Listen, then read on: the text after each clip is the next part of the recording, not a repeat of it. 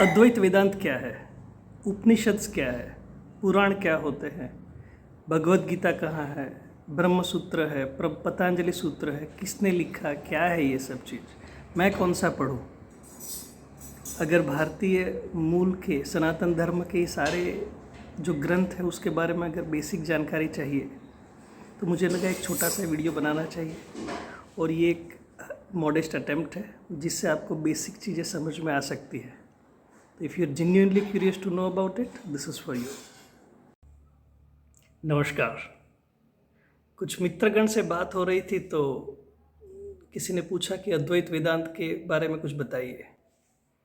बहुत बार क्या होता है कि हम सबको कुछ न कुछ आइडिया होता है कि भाई वेद होते हैं, 4 प्रकार के बड़े वेद है, ऋग्वेद है, सामवेद है, यजुर्वेद है। तो ये सारे वेद के बारे में पता होता है। किसी ने उपनिषद के बारे में सुना है, कोई बोला 18 पुराण भी है तो उसके बारे में भी सुना है, कोई बोला ब्रह्म सूत्र है, कोई किसी को पतंजलि योग सूत्र के बारे में पता है। तो बहुत स्क्रिप्चर्स है इंडियन।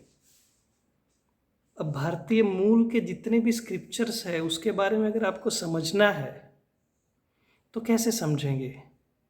मुझे लगता है इसका सबसे बेस्ट वे जो मुझे समझ में आया है वो ये है कि आप उसका वर्गीकरण समझिए। वर्गीकरण बोले तो कैटेगराइजेशन, कैसे इनका उद्भव हुआ है, कैसे ओरिजिन हुए हैं, इसका क्या पर्पस है।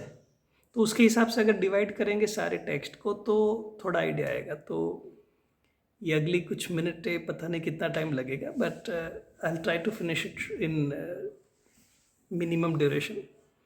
कि इसका वर्गीकरण कैसे किया जाता है ये समझना बहुत ज़रूरी है मेरे हिसाब से।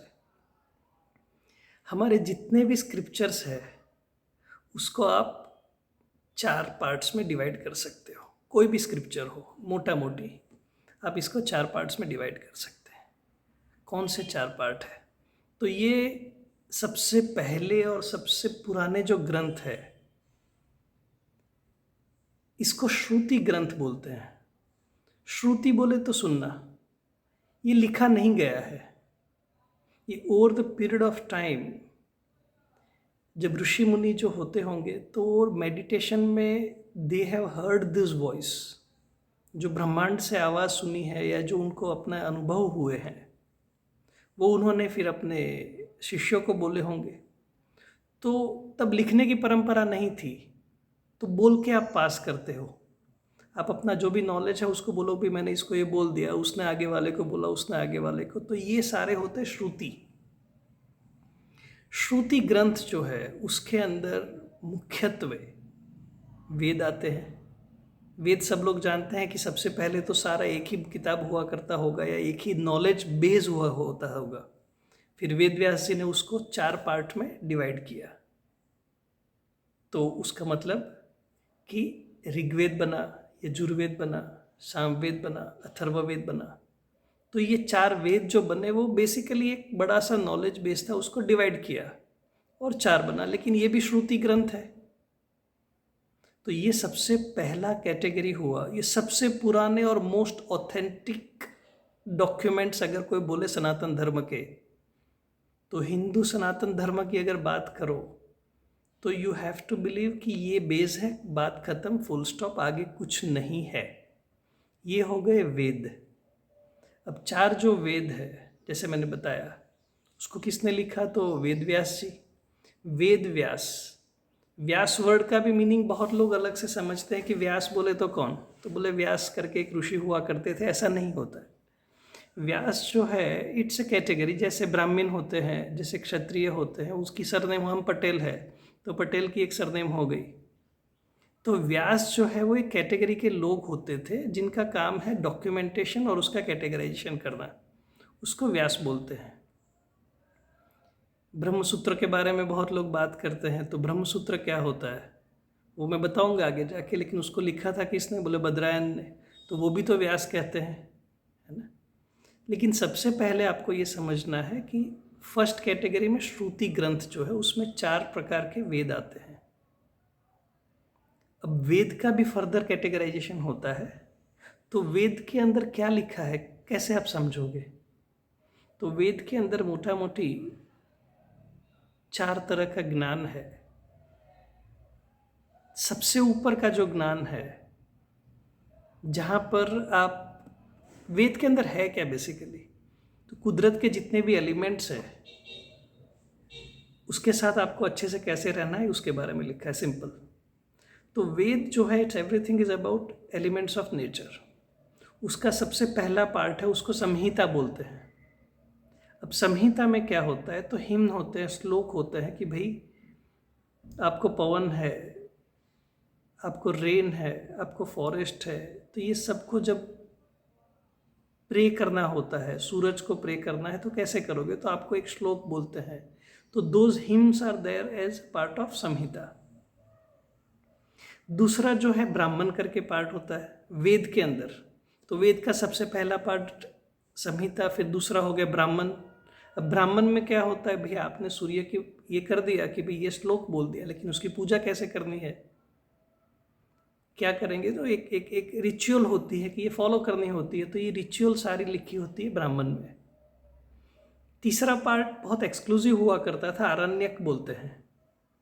आरण्यक का लिटरल मीनिंग इज फॉरेस्ट, जंगल हो गया। तो आरण्यक जो होते हैं, जो माना जाता है कि जो सोसाइटी से दूर जाना चाहते हैं, अपनी जो गृहस्थ जीवन है उससे पार होकर के आप जंगल जाना चाहते हो, तो उनके लिए स्पेसिफिक विधियां बताई है वो आरण्यक में। और लास्ट पार्ट जो है वेद का, उसको उपनिषद बोलते हैं। वो वेद का अंत वाला भाग है, इसीलिए उसको वेदांत भी बोलते हैं। तो वेद के 4 पार्ट हो गए, जैसे मैंने बताया, संहिता हुआ, ब्राह्मण हुआ, आरण्यक हुआ और उपनिषद हुआ, या फिर वेदांत हुआ। उसमें क्या है, तो हिंदू प्रणाली में एक सबसे बड़ा पॉजिटिव पॉइंट मुझे जो लगता है कि you are allowed to ask question. आप पूछ सकते हो भाई मैं इसकी पूजा क्यों करूं, आपने बोला ऐसे पानी डालो तो मैं क्यों भरा, तो यू कैन आस्क क्वेश्चंस। ये सारे जितने क्वेश्चंस हुए थे उनका आंसर्स दिया गया था। तो इसीलिए इसको नॉलेज बेस बोलते हैं। फिलोसॉफिकल टेक्स्ट है, मेटाफिजिकल काम डिस्कशंस है उसके अंदर। तो वो जो टीचिंग है मेटाफिजिकल, वो सारा उपनिषद्स में कंटेन किया हुआ है, वेद में कंटेन किया हुआ है, वेदांत में कंटेंट हुआ है। ये लास्ट पार्ट है, ये समझ लिया तो आपका बेड़ा पार, ऐसा बोल सकते हैं कि कैसे आपको ये काम करना है। तो ये पहला हो गया श्रुति ग्रंथ। अब दूसरे होते हैं स्मृति।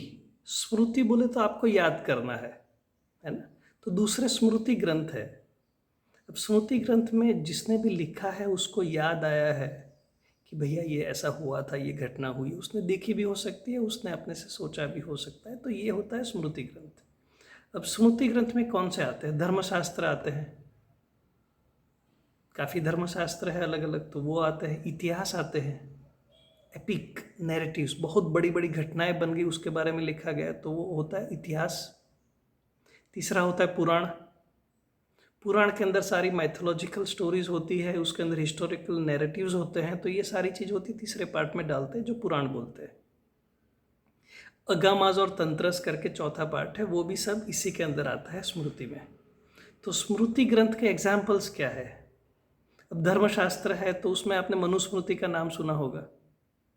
तो मनुस्मृति बोलते हैं कि इंडिया की सबसे पहली लीगल या इथिकल जो जीना चाहिए, कैसे राइटियस लिविंग की जो लाइफ है, कोई लीगल टेक्स्ट भी बोल सकते हैं उसको। तो मनुस्मृति एक प्रकार की स्मृति ग्रंथ हो गया। इतिहास में कौन से आते हैं, तो महाभारत के बारे में सबने सुना है, रामायण के बारे में सुना है, तो ये इतिहास के ग्रंथ हैं जो स्मृति ग्रंथ की कैटेगरी में पढ़ते हैं। महाभारत किसने लिखा है, रामायण किसने लिखी है, सबको पता है। तो जैसे वेदव्यास जी जो है उन्होंने जो लिखा है ना, तो महाभारत जो है तो वो आता है इसके अंदर। पुराण में आपको सबको पता है, विष्णु पुराण है, शिव पुराण है, ऐसे अलग अलग 18 पुराण है, तो उसके बारे में भी लिखा है। तो this is also part of this. Agamas जो होते हैं, तंत्रास जो होते हैं, अब ये जो है रिचुअल्स और वर्शिप की टेक्स्ट, इसमें सबसे फेमस जो, या फिर मुझे जो पता है, ज़्यादा आइडिया नहीं है सबके बारे में, लेकिन 2 जो मैंने पढ़ रखी है, अगामास और तंत्रास, ये स्मृति ग्रंथ के अंदर, ये है एक विवेक चूड़ामणि है जो कहते हैं कि शंकराचार्य ने लिखी थी, और दूसरा है तत्वबोध। अब तत्वबोध जो है, ये भी, इसको ऑल्सो प्रकरण ग्रंथ बोलते हैं, ये अलग सब कैटेगरी हो गई, बट इट्स पार्ट ऑफ स्मृति। तो प्रकरण ग्रंथ में क्या होता है? तत्वबोध एग्जाम्पल है, इट्स लाइक डिक्शनरी। किसी को स्पिरिचुअल लाइफ शुरू करनी है, समझना है सारी चीज़ें, तो आप तत्वबोध पढ़ लीजिए, उसके अंदर सारा चिट्ठा मिल जाएगा आपको कि भाई कर्म क्या होता है, सत्य क्या होता है, सत्य के अलग अलग लेवल जो है तो वो कौन से होते हैं, वो सारी चीज़ें आपको उसमें समझा देंगे। व्यवहारिक सत्य होता है, परमार्थिक सत्य होता है, तो प्रतिभासिक होता है। तो ये 3 लेवल समझोगे तो दुनिया भी समझ में आ जाती है। बट तत्वबोध जो है, it's one of the Prakarana Granth, it's also part of a Smriti Granth. तो 4 सब कैटेगरी मैंने बताई आपको स्मृति के अंदर। सबसे पहले होता है धर्मशास्त्र, दूसरे होते हैं इतिहास, तीसरे माइथोलॉजीज या पुराण जो होते हैं, और चौथा अगमाज या तंत्रज होते हैं। तो हिंदू स्क्रिप्चर्स को अभी तक हमने 2 में डिवाइड किया है। सबसे पहला था श्रुति, सुनना है, स्मृति, याद करना है। अब तीसरा देखते हैं, तो तीसरा कौन सा है? तो तीसरा होता है भाष्य। भाष्य बोले तो कमेंट्री।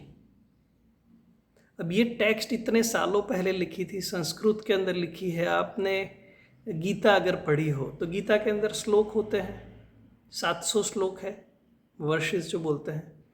अब ये कौन समझाएगा इसका मीनिंग क्या है? वेद के अंदर भी इतने सारे श्लोक है, तो उसको कौन समझाएगा? तो there are people who have taken a pain to understand, experience, और उसके बाद में they have written commentaries on it. तो जैसे शंकराचार्य जो थे, उन्होंने बहुत अलग अलग विषयों पे अपनी कमेंट्रीज दी है। उपनिषद जो है, जैसे मैंने बताया था, तो उपनिषद के ऊपर भी कमेंट्री लिखी है, तो उसको भाष्य बोलते हैं। तो अद्वैत वेदांत भाष्य। अब वेदांत क्या हुआ वो तो मैंने बताया आपको। श्रुति ग्रंथ के अंदर वेद जो है, वेद का लास्ट पार्ट है, उसको वेदांत या फिर उपनिषद बोलते हैं। अब उसके टेक्स्ट पढ़ोगे आप तो समझ में नहीं आएगा, तो उसकी कमेंट्री लिखी है शंकराचार्य ने। अब शंकराचार्य जो बोलते हैं वो वेदांत का नहीं, लेकिन उसका अद्वैत वेदांत। अद्वैत एक एग्जाम्पल हो गया, लेकिन अद्वैत क्या होता है? तो जिसका दूसरा कोई नहीं है वो, इट्स सिंगल बेसिकली। द्वैत बोले तो दूसरा, अद्वैत बोले तो दूसरा कोई नहीं है। तो पृथ्वी के अंदर भी ऐसा ही है उनके हिसाब से कि देयर इज नोबडी सेकंड, तो आप ही खुद हो। बहुत बार आपने सुना होगा अहम ब्रह्मास्मि या तत्वमसि बोलते हैं, अहम ब्रह्मास्मि, मैं खुद ही ब्रह्मा हूँ, मैं खुद ही ब्रह्मन हूँ। तो वो डिस्कशन जो है वो पूरा अद्वैत वेदांत के अंदर लिखा है। जो इसके प्रपोनेंट या फॉर्मल टेक्स्ट जो लिखी है वो शंकराचार्य को क्रेडिट जाता है। आज से 1400-1500 साल पहले की बात है ये। तो द्वैत वेदांत के बारे में माधवाचार्य ने शायद लिखा था, तो उनके बारे में तो ये भाष्य हो गए। थर्ड कैटेगरी ऑफ स्क्रिप्चर्स जहाँ पर भाष्य होते हैं, न्याय भाष्य होता है, वैशेषिक भाष्य होते हैं। तो इंडिया की जो षड दर्शन है, इंडिया की, आप IAS या क्लास 1-2 की एग्जाम देते होंगे तो वहाँ पूछेंगे कि भाई इंडिया की कितनी स्कूल ऑफ फिलोसॉफी है, तो बोलेंगे 6। षड दर्शन बोलते हैं। तो उनके बारे में भी भाष्य किसी न किसी ने लिखा है। तो this is a third category. Vaisheshika होते हैं, न्याय होती है। तो there lot of things, basically we are not getting into that. तो शंकर भाष्य होता है, माधव भाष्य होते हैं, ये सारे एग्जाम्पल्स हो गए। ये हो गई आपकी थर्ड कैटेगरी। और चौथी जो कैटेगरी है, इसको सूत्रस बोलते हैं, अफोरिज्म इंग्लिश के अंदर। अब ये सूत्रस क्या होते हैं? ये बड़ा डिफिकल्ट चीज़ है। ब्रह्म सूत्र बहुत इंपॉर्टेंट टेक्स्ट है यहाँ पर सूत्रस के अंदर। तो they are like very small shloka. आप गीता के श्लोक देख लो, इतने बड़े होंगे, आप 10 दिन बैठोगे, अगर आपको संस्कृत नहीं आता है तो आप उसको नहीं बोल पाओगे। अब ब्रह्म सूत्र है या सूत्रस जो है, उसके जो भी टेक्स्ट है, दे लाइक हाफ लाइन भी नहीं बनेगी, इतना छोटा वाला श्लोक हो जाएगा। उसमें पूरे गांव का मसाला भरा हुआ है। It has so much condensed meaning in it. ब्रह्म सूत्र के बारे में खास करके मैं बात करता हूँ। योग सूत्र के बारे में आपने सुना होगा, जो पतंजलि ने लिखे होंगे, तो वो भी 2500 साल पुरानी बात हो गई। तो पतंजलि सूत्र है, ब्रह्म सूत्र है, न्याय सूत्र है जो गौतम महर्षि ने लिखे थे, बहुत साल पहले की बात होगी, वैशेषिक सूत्र है। तो देर आर, कन्नड़ा करके थे, तो there are lot of sutras. ब्रह्म सूत्र फॉर एग्जाम्पल, छोटा सा सेंटेंस होगा लेकिन उसमें बहुत डीप मीनिंग रहता है। ब्रह्म सूत्र is a part of sutras. तो ये चौथी कैटेगरी ऑफ टेक्स्ट हो गई। बहुत बार मैंने कुछ डिस्कशन देखा था अभी कि जहाँ बोले कि सनातन धर्म किसको बोलते हैं हिंदू का, तो बोले those which is based on Veda, Upanishads and Brahma Sutra. इनके ऊपर जो बेस हुआ है वो सारे जो, अब ब्रह्म सूत्र फॉर एग्जाम्पल समझ में नहीं आएगा, आपको एक लाइन पढ़ोगे क्या समझोगे? तो there are leaders who have understood, who have explain the meaning, लेकिन देयर इज अ चांसेस कि आप, एक बंदा ऐसा समझेगा, एक ऐसा समझेगा। अब ये ऐसा समझा है तो वो अपना शुरू कर दिया, and there will be followers for him. तो उसकी जो फॉलोइंग है उसको एक संप्रदाय बना दिया है, उसने अपना रिलीजन बना दिया है, जो भी होता होगा मुझे पता नहीं है ज़्यादा, will not go into it. But जो मूल चीज़ें तीन है जिसके बारे में बोलते हैं कि ये तीन के ऊपर बेसिस है, वो एक संप्रदाय बनता है। हिंदू धर्म का जो बेसिक्स है, सनातन धर्म के बेसिक्स है, वो ये तीन चीज है। वेद, उपनिषद, या वेद के ऊपर आप पूरा नहीं लेते, we talking only Upanishads. Gita, Gita कहाँ आती है? तो स्मृति ग्रंथ में आती है। महाभारत हो उसका पार्ट में भगवत गीता आती है। गीता तो वैसे 42 तरह की होती है, अलग अलग गीता होती है। अष्टावक्र गीता है, गुरु गीता है, ये गीता, बहुत गीता है। उसमें से एक गीता है भागवत गीता जो महाभारत में आती है। महाभारत जो है वो स्मृति ग्रंथ में आते हैं। तो तीन टेक्स्ट जो है इंडिया की, जिसको प्रस्थान त्रयी बोलते हैं, 3 text, foundational text, Upanishads, Bhagavad Gita और ब्रह्मसूत्रस। तो बोले ब्रह्मसूत्र क्यों ले आए भाई?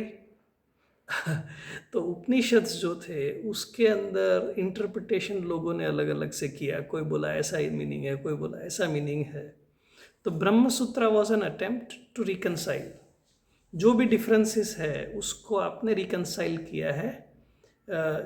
इनका श्रेय जाता है बद्रायन करके व्यास जो थे, तो बद्रायन व्यास भी बोलते हैं।